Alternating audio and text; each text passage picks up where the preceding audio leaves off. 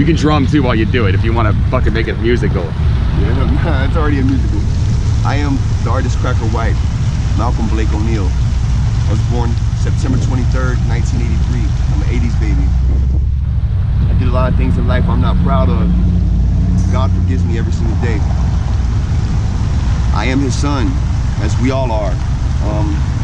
So I believe in the laws of attraction and how things, how things happen, and everything happens for a reason. So everything I've been through in my life has definitely been a stepping stone to what I'm about to go through. Just some bad things in life. I've cheated on girls, as well as been cheated on. How many, like not how many, but all of them? Did you cheat on all of them? Because I did, except one. No, I haven't cheated on all of them. I ain't cheated on any of them, but I cheated on all of them basically, but the one I'm with right now. You did. And it's kind of messed up because she's cheating on someone else with me. So it's weird. When I was shoot, all of it. Don't pull giving it to you. I'm giving it to you. So when I was 13, I started joining gangs. My brother was 12 years older than me, so he was already a full-blown gang member, OG they call him. I was 15. We were riding one night in the projects, and I was making a joke like, "Give me the gun, I'll jack him."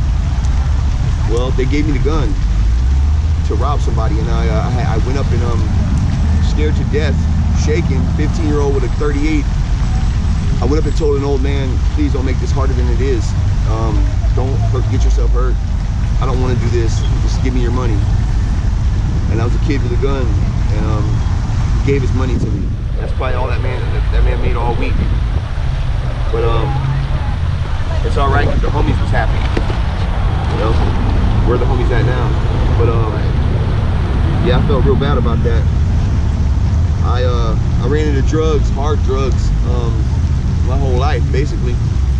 I never was good at anything, but I was good with the scale. Scale and the microphone. I sold drugs from ages of 15 to 25. When I was 15, 16, I was driving the bicycles my friends were gonna get for Christmas. They didn't even know about because their dads owed me money for drugs. I'm riding their new bicycles and shit, got all their toys in my house. I never said nothing. After the age of like 25, 26, I started experimenting even more deeper into the drugs I was selling. I became consumed by the drugs themselves. And the spirit and all the bad and evil stuff that comes with it was definitely overtaking me. I never robbed anybody for drugs. I never stole any money for drugs. I always just happened to have enough to make it, or hustle my way, my own shit. I used to sit in my house and I smoked 7 grams of crack by myself in one night. By myself. Me and the devil. Around the ages of 30, I just had enough cocaine I didn't want any more damn cocaine. I started touching into long fields of harder drugs, more psychedelic like, which opened up my mind to realize, hey, this is not what life's about. 25, I found my brother dead from overdose on methadone and Xanax. And the night before I had told him, if you keep mixing those two, you're gonna die.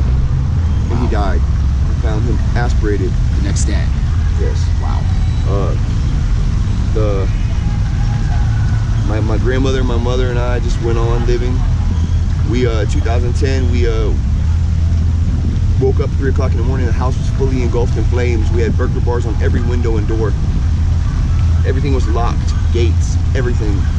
Through the grace of God, at 3 o'clock in the morning, I found these keys to get out of the gates, to then let my grandmother walked out, ran out. I picked my mom up, saved her. That's not the bad things I've done, but save my family, and to watch the house burn down, to rebuild the house in the same place, which I didn't respect it. I didn't appreciate it. It wasn't the same house. It was bigger and it was just nicer, but it wasn't the same house. There was no love. Shortly after that, my grandmother died, but she did get to see her house. my grandmother. It was just me and my mother and I. And, I went on about my way, doing whatever I was doing at the time. My mom called me one day. She said, I'm alone for the last time. For the only time in my life, I'm alone. I'm alone, and I didn't understand. I didn't understand what she meant. I said, well, Mom, I'm right down the road, 20 miles down the road. I'm there every day. I was on house arrest. I was ducking probation every day to go see my mom. One day she didn't pick up, and I went and I knocked on the door, and there's nobody answered the door. Found my mom aspirated as well. She couldn't deal with the fact of being alone, and the drugs consumed her as well. After that, I was lost. I was lost for a while with a bunch of money. I had sex with prostitutes. I had prostitutes have sex with me. I had any bad thing you could think happened was starting to happen, because when it rains, it pours, and motherfuckers get wet. You hear me? You get wet. Not just one thing, everything. At the age of 33, I met a, well, more bad shit? You want more bad shit? I want it all. I want it all. All in. Got plenty of it. I've neglected my potential my whole life. I thought I was always of a lesser and a drug dealer and a bottomer at the gutter, you know. Like some people at the gutter, they get depressed. I pitched a fucking tent in the gutter. Thrived. And it wasn't something to be proud about. I'm not proud about it at all. It's probably the worst thing I've ever done.